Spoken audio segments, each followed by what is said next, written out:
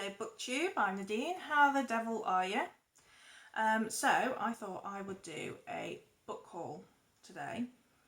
So I've got more books than I realised in this last month or so. Probably just the last month really. And I have to admit I feel woefully unprepared. I do not know what is wrong with me today, but I keep reading the back of these books so I can tell you about them. And I put it down and I can't remember what it's about. I don't know what's wrong. Nothing is staying in here today. So I will try not to just read stuff from the back for you, but there are zero promises with that. So I thought, first of all, I will show you the books that I bought new this month. So, first one, The Walking Dead, book 5. Fairly self-explanatory what that is. Zombies. So I've got the other 4 books there. So I've been looking forward to carrying on with the series. So there is that one. And then I thought I would treat myself and start a new collection of the cloth-bound editions, the Penguin cloth-bound books. And I started with this Jane Austen Sanditon because it's the only Austen that I haven't read. And I'd been looking for a nice edition of it for a while. Not so long back, I think just over a year ago, there was a BBC adaptation of this. Was it BBC? Was it ITV? TV. It was a TV adaptation of this, and I didn't watch it because I wanted to read the book first, and then, you know, time and life, and you forget. So I don't know too much about it. It was an unfinished novel that Jane Austen was working on like just a few months before she died. And I think it follows a young woman named Charlotte who moves to this fishing village of Sanditon. But other than that, I don't know. I assume there's going to be some sort of romance involved there as well. But I'm really looking forward to reading it. And I just love these editions. They're so, so pretty. And then I bought, just purely out of curiosity, Ethan Hawke's A Bright Ray of Darkness. Apparently this is his second novel, the first one he wrote 20 years ago by. I had no idea that he wrote anything, and I quite like his movies sometimes, so I thought I would try this. This follows a young actor whose marriage is on the rocks, and he's going through an awful lot of poo in his life, and it's all about the sort of redemptive force of art and theatre. It's quite a short read, so I thought I would give it a whirl. Okay, and then these are the books that I bought second hand.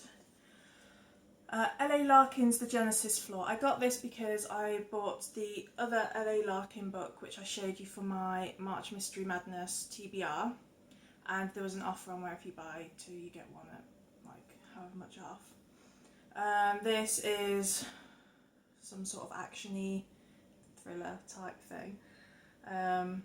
So yeah, human experiments in Zimbabwe, the death of a farmer in the outback, and the suicide of a high-profile CEO. Only one woman sees the connection. So I think a lot of her books seem to be these quite jet-set kind of thrillers. I haven't read anything by her yet, so we'll see what it's like. And then I bought Mary Lou's The Rose Society, which is the second in the Young Elites series. I read the Young Elites last month and really enjoyed it, so I immediately bought the second book. And this is a YA fantasy series. And then my village did a book trail for kids and adults during the half-term holidays last week. And so what a load of people did was make pictures of book characters and put them outside their houses, and you had like a map of where you had to go and fill out the form of who you could spot where. And then at the end of the book trail, loads of people had donated books, and there was children's books and adult books, and I got this one, Before the Coffee Gets Cold by Toshikazu Kawaguchi. It's such a pretty cover. Always like pretty covers. And this is kind of a time travel short novel. I'm not a huge fan of time travel in novels, I've got to say. I'm not a huge fan of time travel in anything, actually. It's just never appealed to me particularly. But I know that this was on my wish list from seeing it on somebody else's channel. So it's about this special cafe where you can go, and if you sit in a certain seat at a certain time or something like that and have a coffee, you can travel back and see loved ones that you've lost, or things like that. But the only thing is you've got to make sure you come back before the coffee gets cold. So that should be interesting. And then the next pile I've got are books that I got, and again in the village we have an old phone box which has been lots of in this one, isn't there? It's been redone to be a book swap place, so there's just a ton of books in there, and I took some books back that I didn't want anymore, and I have swapped for this. I was reading the back of this earlier, and I'm pretty sure I've got this somewhere already, actually, but my books are in such a mess after moving house at the tail end of last year that I can't see it, and I would show you what a mess my books are in, but I don't want to. So this follows a woman who worked for the MI5. She was recruited in her late teens in 1940, and then decades later she's somebody in the BBC, a producer at the BBC, and some sort of, it says a bill of reckoning is due, and she finally begins to realise that there is no action without consequence. So I don't know.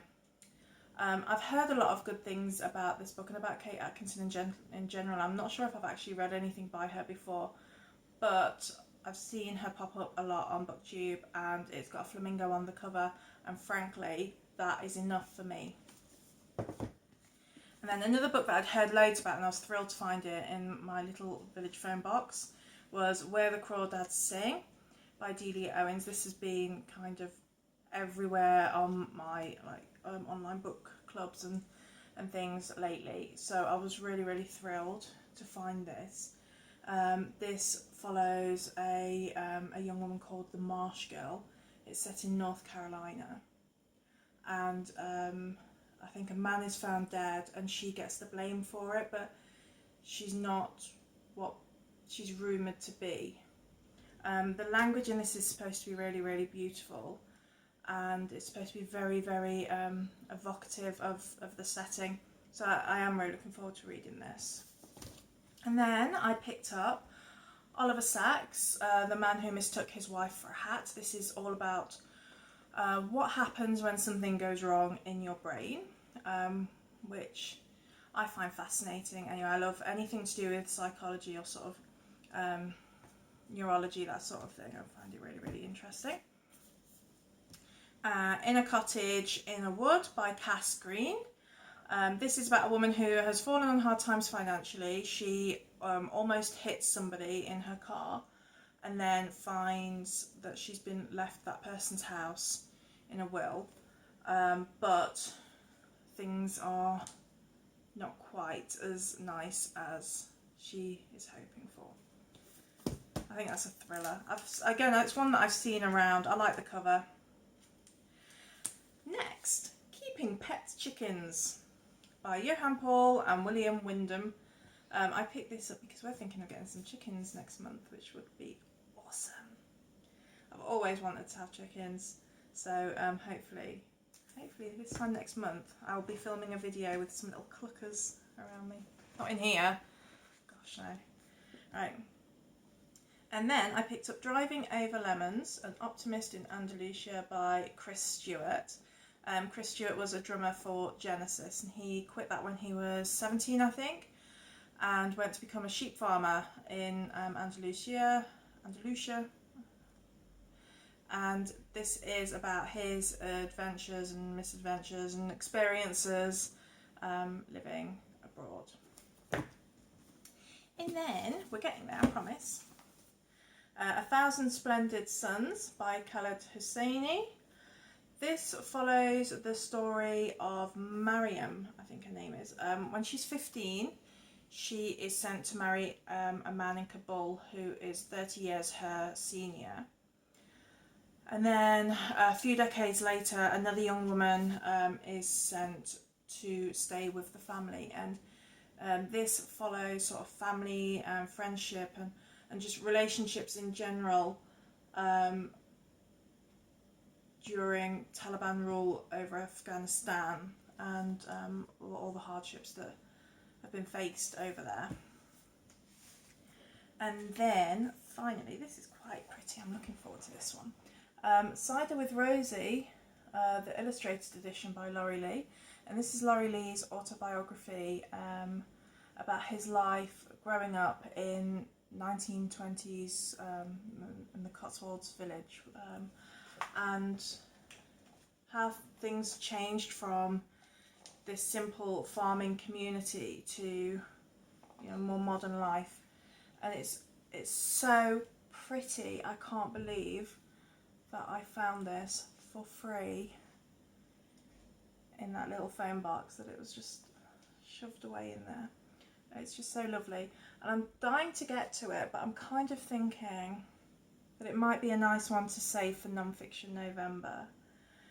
And I can really see myself sat with a pot of tea and just poring over this and looking at all the pretty illustrations.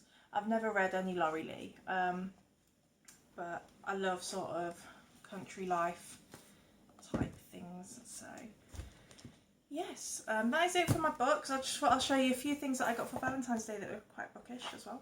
So he got me this notebook, which is quite sweet, but I don't know what I'm going to use it for yet. I haven't decided.